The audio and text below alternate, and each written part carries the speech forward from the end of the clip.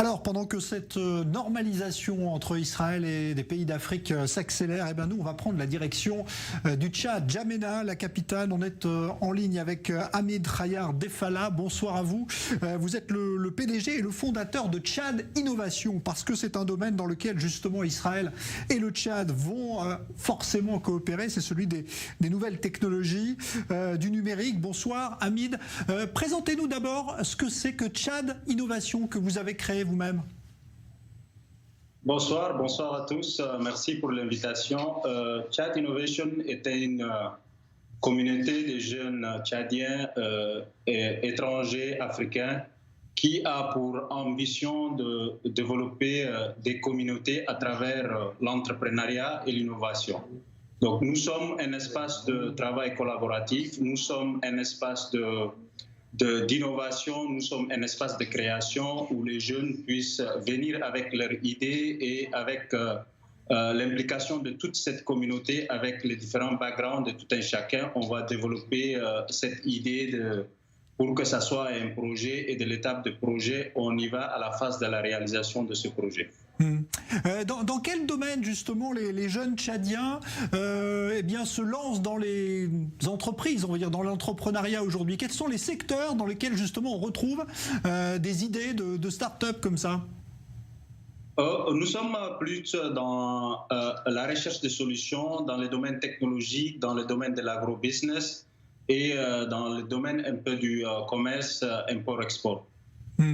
Alors, il y a forcément des connexions avec Israël, hein, qui fait figure un petit peu de pays modèle dans ce domaine des hautes technologies. Est-ce que vous avez déjà noué des contacts, hein, puisque les relations sont très fraîches entre le Tchad et Israël? Est-ce que vous avez, vous, déjà des contacts avec des entreprises du high-tech israélien?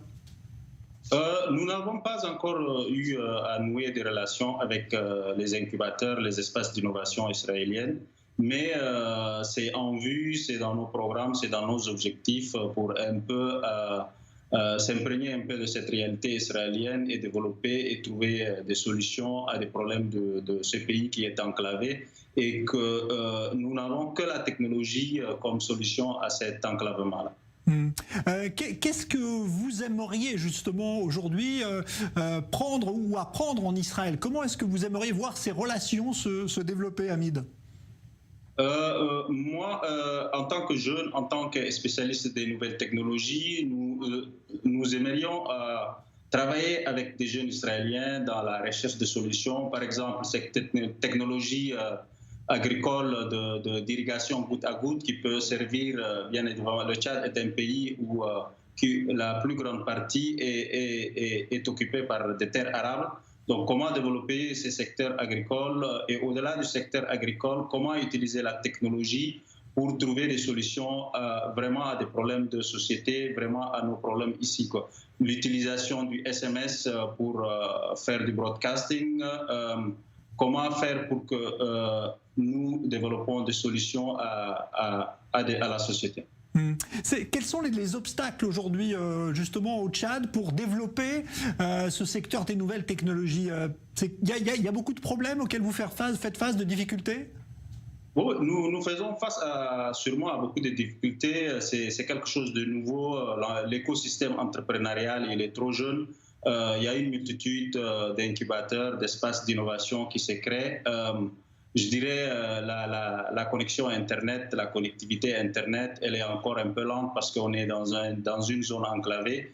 Mais c'est aussi en pourparler. Et on a aussi la question de financement. Le gouvernement vient de lancer un fonds spécial pour financer le projet jeune, mais c'est toujours, il y a du chemin pour que ça soit une réalité. Au-delà de ça, nous avons aussi le problème, on n'a toujours pas un pôle de business angel, on n'a toujours pas de venture capitaliste, on n'a toujours pas un financement, c'est-à-dire entre le public, le privé et le PPP, il n'est toujours pas actif au niveau local et tout ça.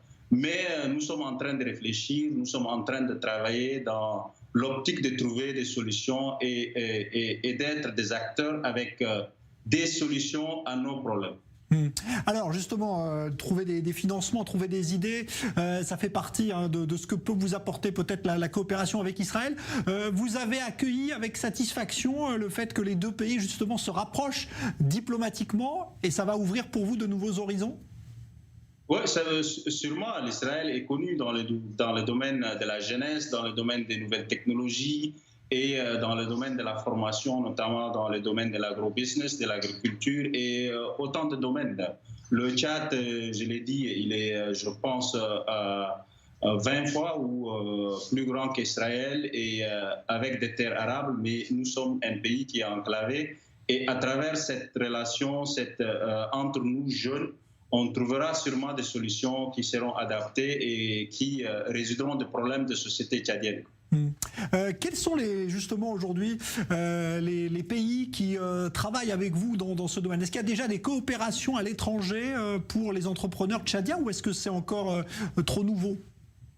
Nous avons des contacts avec des jeunes entrepreneurs un peu partout. Je fais partie de l'écosystème Make Sense du Portugal, qui est un hotspot. On a l'ambition de créer un hotspot de Make Sense au niveau du Tchad. On a des relations aussi à travers le Mandela Washington Fellowship avec des collègues américains. Nous travaillons toujours sur des projets.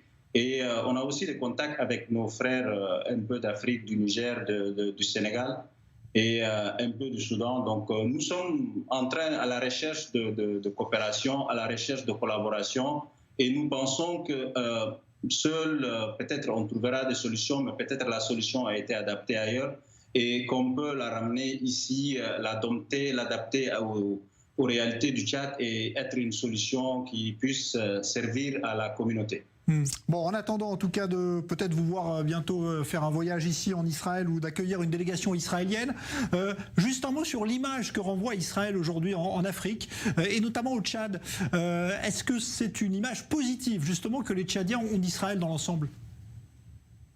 Je ne dirais pas dans l'ensemble, mais en tant que jeune, moi, j'ai salué cette coopération, je saluais cette visite de la délégation tchadienne en Israël, parce que pour nous, c'est salvateur et pour nous, ça va nous apporter beaucoup en termes de technologie, en termes de coopération et même en termes d'échanges culturels entre les jeunes Israéliens, entre les jeunes Tchadiens. Ça pourra nous édifier que voilà, c'est des jeunes start-upers qui ont développé un peu l'économie israélienne à travers des méthodes, à travers des solutions qui sont utilisées à travers le monde.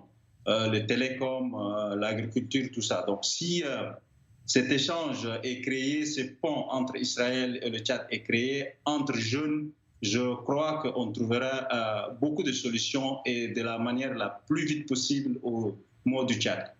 Eh ben voilà, merci en tout cas d'avoir été l'invité du magazine Afrique. Hamid Khayar Defala, je rappelle que vous êtes le fondateur et le PDG de Tchad Innovation, Tchad Innovation, donc incubateur de start-up à Djamena au Tchad. Merci d'avoir été avec nous depuis Djamena, à bientôt. Merci pour l'invitation, à bientôt.